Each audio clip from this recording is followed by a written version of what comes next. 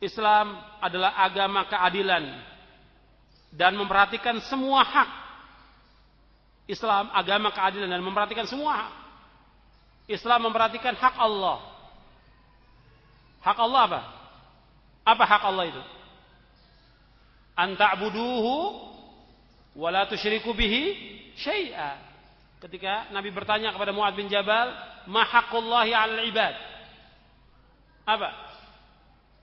Haqqullahi 'alal ibad ay ya'buduhu wa la yusyriku bihi syai'a. Hak Allah atas hambanya yaitu mereka beribadah hanya kepada Allah saja dan tidak menyekutukan Allah dengan sesuatu apapun juga. Ini hak Allah.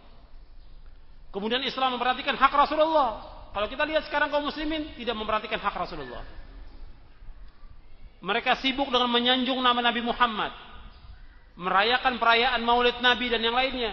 Mereka tidak menghormati Nabi Muhammad SAW, tidak menjaga hak Nabi Muhammad sama sekali. Mereka melecehkan Nabi Muhammad SAW. Kalau mereka betul-betul memperhatikan hak Nabi Muhammad, mereka harus mentaati Rasulullah SAW, mentaati perintahnya, menjauhkan larangannya, membenarkan apa yang beliau sampaikan, dan beribadah sesuai dengan apa yang beliau syariatkan. Kalau betul mereka menghormati Nabi Muhammad, jaga haknya Nabi. Apa haknya Nabi? Mentaati apa yang beliau perintahkan, menjauhkan apa yang beliau larang, membenarkan apa yang beliau sampaikan, dan kita beribadah sesuai dengan apa yang dicontohkan Nabi Muhammad SAW. Kalau Nabi nggak contohkan dalam ibadah, jangan kita lakukan. Islam sudah sempurna, nanti saya akan bawakan poin yang keempat tentang kesempurnaan agama Islam ini. Jadi kalau Nabi nggak contohkan, jangan lakukan. Nah, banyak umat Islam sibuk dengan sanjungan, menyanyi, memuji dengan syair-syair. Nabi tidak mau disanjung. Nabi tidak mau dipuji. Nabi bersabda dalam hadis yang sahih yang diriwayatkan oleh Imam Bukhari, kata Nabi, "La tutruni kama atatin nasara ibn Maryam, innama ana Abdullah wa rasuluh, faqulu Abdullah wa rasuluh." Rawahul Bukhari. Kata Nabi, janganlah kalian memuji-muji aku, menyanjung-nyanjung aku seperti orang-orang Nasrani menyanjung Isa bin Maryam. Sesungguhnya akulah hamba Allah dan Rasulnya. Panggillah hamba Allah dan Rasulnya.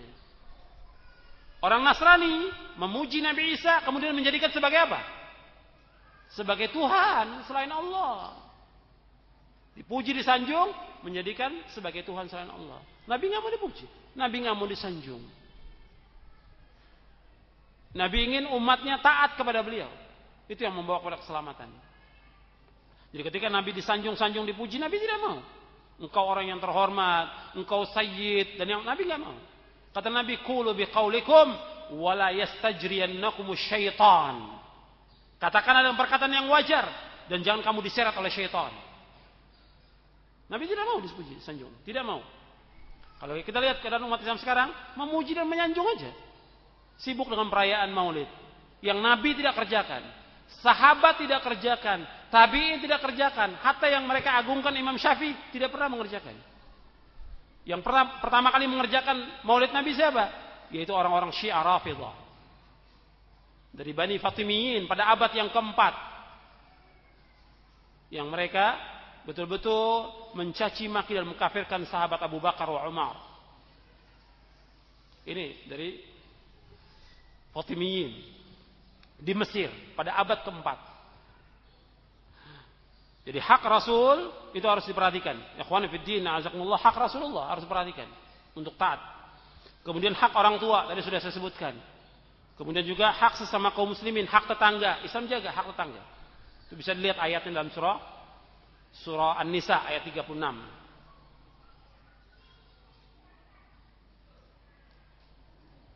Kemudian Islam juga agama yang menghormati wanita, baik dia sebagai ibu, baik dia sebagai istri, maupun dia sebagai anak.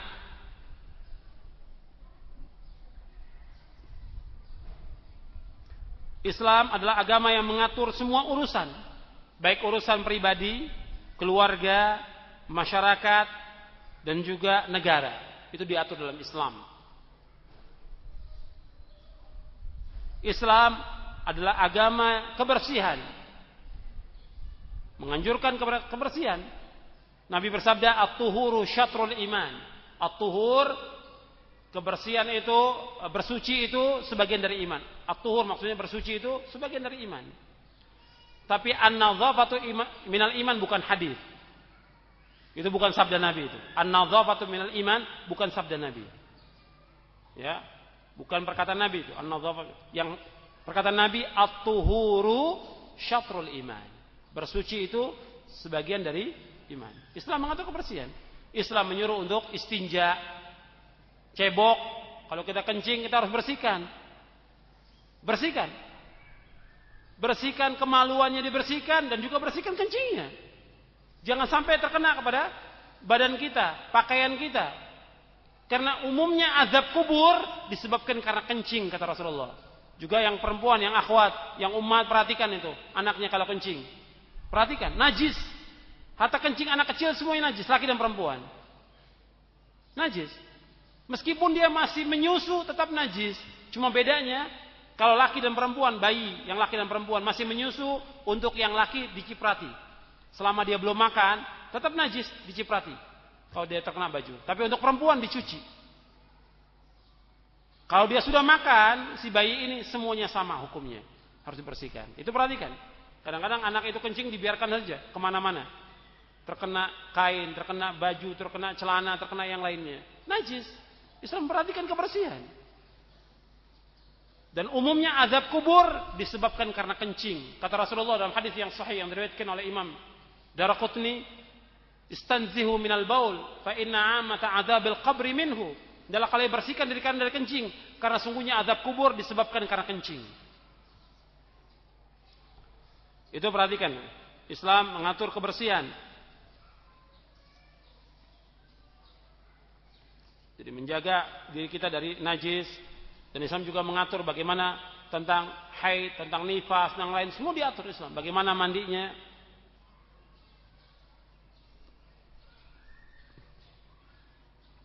Kemudian, jadi wudu, mandi itu juga termasuk kebersihan dalam Islam. Ajaran yang lain tidak mengajarkan demikian. Dari mulai istinja, mandi, berwudu, dan yang lainnya diajarkan oleh Islam. Agama yang lain tidak memperhatikan masalah itu. Kemudian Islam juga menganjurkan tolong menolong sesama kaum mukminin. Kemudian membantu orang-orang yang mengalami kesulitan. Kemudian menolong orang-orang yang berbuat zalim dan yang zalimi. Yang berbuat zalim ditolong, ditahan, jangan sampai dia berbuat zalim. Yang dizalimi juga ditolong, dibantu. Ini Islam, ini menunjukkan kepada keindahan Islam. Allah menyuruh kita wa ta'awanu 'alal birri wat taqwa wa la ta'awanu 'alal itsmi wal 'udwan. Adalah kalian tolong menolong perbuatan baik dan takwa, dan jangan kalian tolong menolong dalam perbuatan dosa dan permusuhan. Kemudian juga kalau ada orang kesulitan, kesusahan, kita tolong, kita bantu. Jangan dibiarkan orang susah, sulit, bantu menurut apa yang kita mampu. Man nafasa an mu'minin kurbatan min kurabi dunya, nafasallahu anhu kurbatan min kurabi yaumil qiyamah. Barang siapa yang melapangkan kesulitan seorang mukmin di dunia ini, Allah akan lapangkan nanti dari kesulitan pada hari kiamat. Itu Islam menyuruh untuk membantu orang-orang yang mengalami kesulitan. Kemudian Islam juga menganjurkan untuk berakhlak yang mulia. Islam menganjurkan untuk berakhlak yang mulia.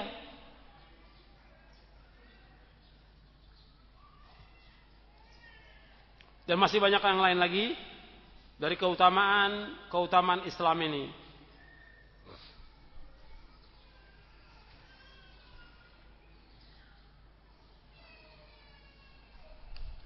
Ini saya kutip dari Min Mazayad Din Al-Islami oleh Syekh Ahmad bin Hajar Ali Butami. Itu diantara keindahan Islam. Kemudian juga diantara keindahan Islam yang lain, bagi orang yang masuk Islam, orang kafir masuk Islam, yang tadi dalam kafir dia berbuat dosa, berbuat maksiat dan yang lain sekian banyak, itu dihapuskan oleh Allah. Kalau dia masuk Islam, semua dosanya dihapuskan oleh Allah Subhanahu wa taala. Ini menunjukkan keindahan Islam. Jadi orang yang dia berbuat dosa, maksiat, waktu dia kafir, kemudian dia masuk Islam, dihapuskan semuanya.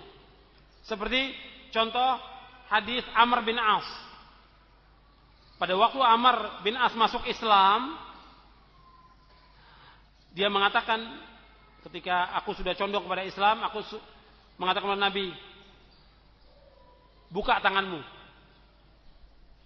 Maksudnya untuk dibaiat, untuk masuk Islam. Kemudian Nabi buka tangannya.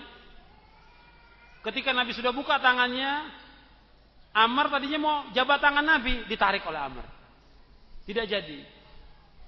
Ketika tidak jadi, Nabi bertanya, "Malak ya Amr? Kenapa?" Kata Amr, "Saya ingin berikan syarat. Saya masuk Islam tapi saya berikan syarat." Kemudian kata Nabi, "Apa syaratnya?" "Syaratnya apa? Yang kau minta itu apa?" Syaratnya, kata Amr bin As, "Ayyughfarali." Diampunkan semua dosaku. Karena Amr mengetahui banyak maksiat yang dilakukan pada waktu masa jahiliyah. Diampunkan semua dosaku. Apa kata Rasulullah? "Ama alimta annal Islam yahdimu ma kana qablahu wa annal hijrata tahdimu ma kana qablaha wa annal hajja yahdimu ma kana qablahu." Rawahu Muslim fi Kitabil Iman.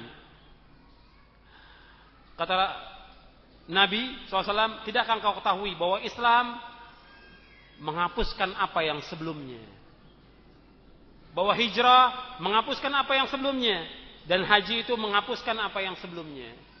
Hadis ini sahih, diriwayatkan oleh Imam Muslim dalam sahihnya di Kitabul Iman. Kemudian juga dalam hadis yang lain, kalau seandainya orang kafir ini berbuat kebaikan waktu masa kekafirannya, kemudian dia masuk Islam, bagaimana? Diganjar kebaikannya. Kesalahannya yang tadi dihapus semuanya, adapun kebaikannya diberikan ganjaran oleh Allah Subhanahu wa taala. Itu disebutkan dalam hadis Hakim bin Hizam. Dia bertanya, "Rasulullah, bagaimana pandanganmu dengan kebaikan-kebaikan yang aku lakukan pada masa jahiliyah? Sedekah, memerdekakan budak, menyambung silaturahmi. Apakah dapat ganjaran?" Apa jawab Nabi SAW kepada Hakim bin Hizam? "Aslamta ala ma salafalaka min khairin." Engkau masuk Islam dengan kebaikan yang kamu lakukan pada masa jahiliyah itu. Akan diberikan ganjaran 10 sampai 700 kali lipat. Hadis ini sahih, diriwayatkan oleh Imam Bukhari dalam kitab Zakat dan yang lainnya. Jadi Islam ini agama yang indah. Sekarang kita masuk selanjutnya tentang poin yang keempat. Poin yang keempat tentang kesempurnaan agama Islam.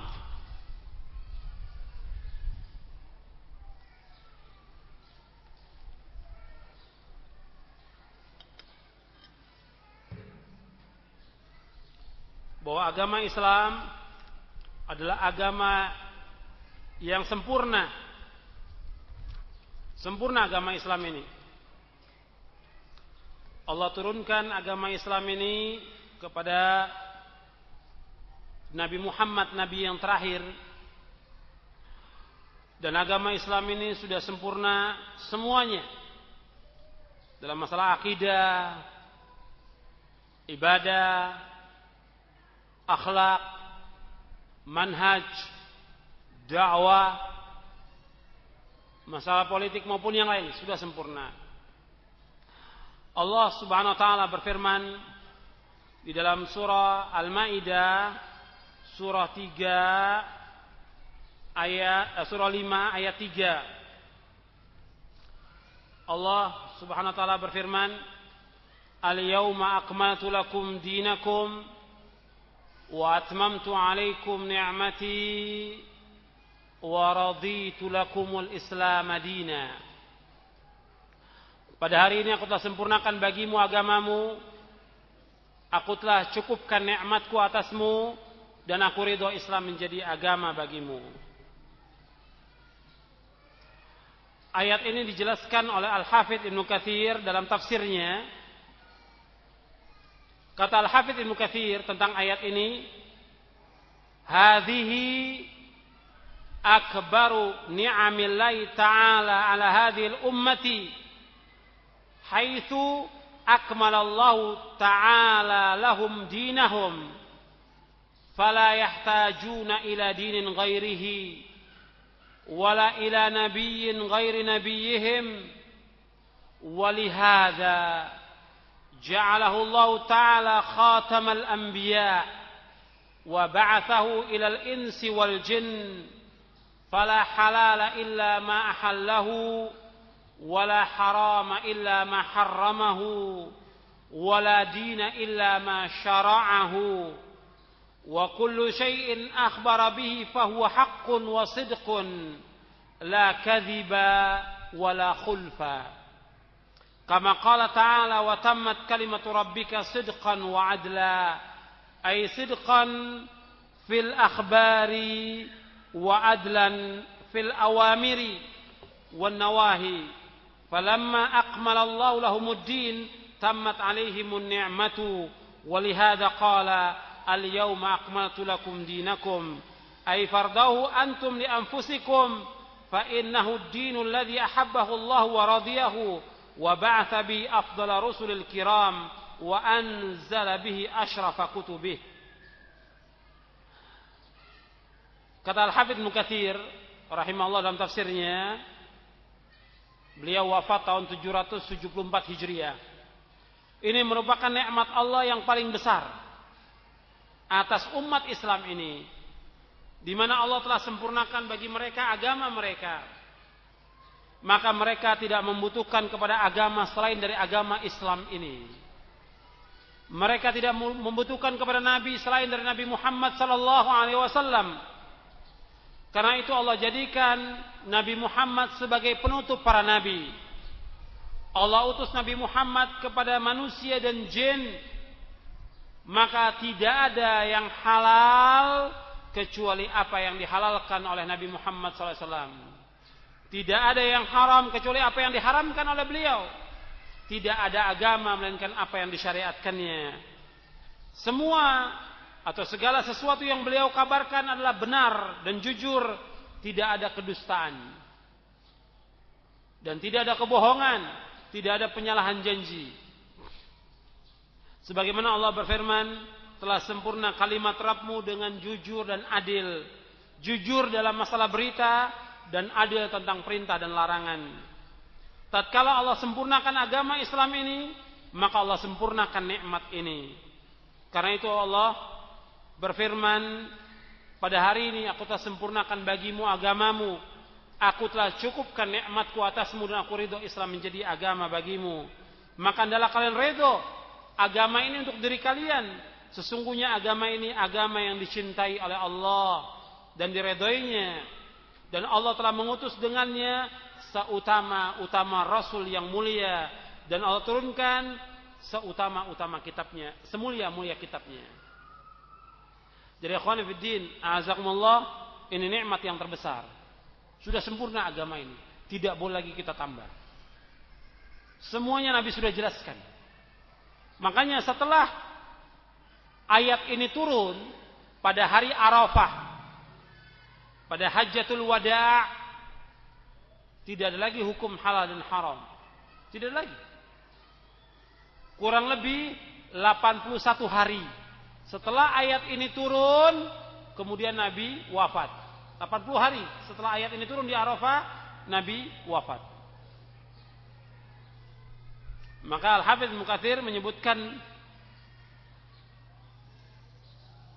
bahwa tidak ada yang halal kecuali apa yang dihalalkan oleh beliau, tidak ada yang haram kecuali apa yang diharamkan, dan tidak ada agama melainkan apa yang disyariatkan oleh Nabi Muhammad sallallahu alaihi wa ala alihi wasallam. Anda perhatikan dalam riwayat Bukhari dan dibawakan juga oleh Al-Hafidz Ibnu Katsir, orang Yahudi itu mengakui tentang kesempurnaan agama Islam ini.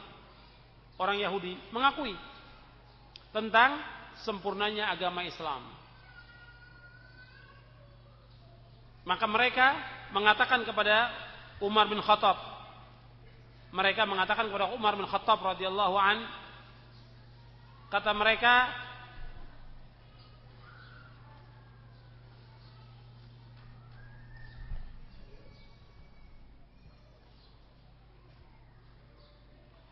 sesungguhnya kalian membaca satu ayat.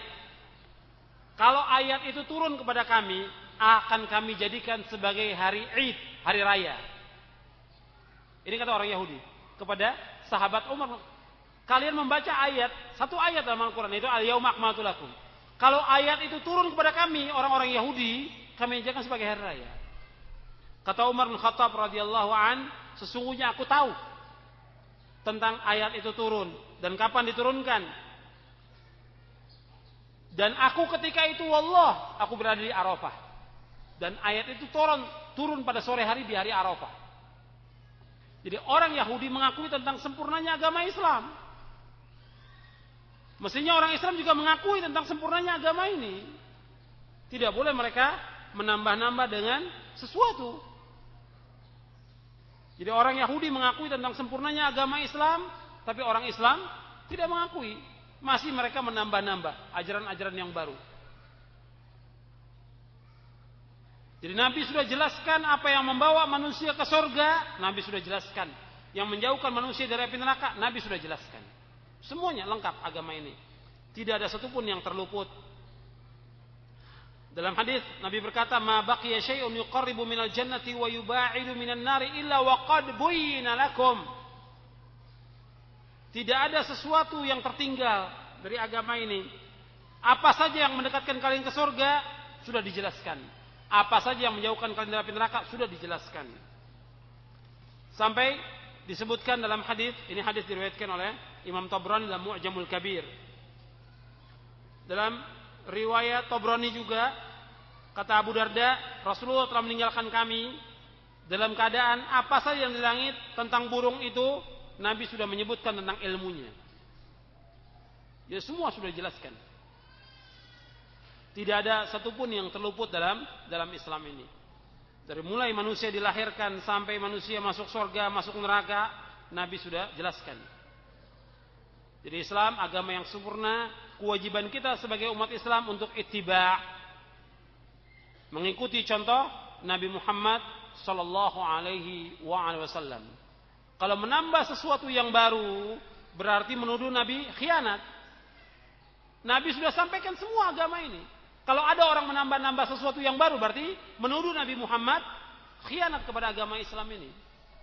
Makanya kata Imam Malik rahimahullah, kata Imam Malik, "Man ibtada'a fil Islami bid'atan yaraha hasanatan faqad za'ama anna Muhammadan sallallahu alaihi wasallam khana ar-risalah li'anna Allah yaqul al-yawma akmaltu lakum dinakum wa atmamtu alaikum ni'mati wa raditu lakumul Islam madina fama lam yakun yawma idzin dina fala yakunu liyawma dina."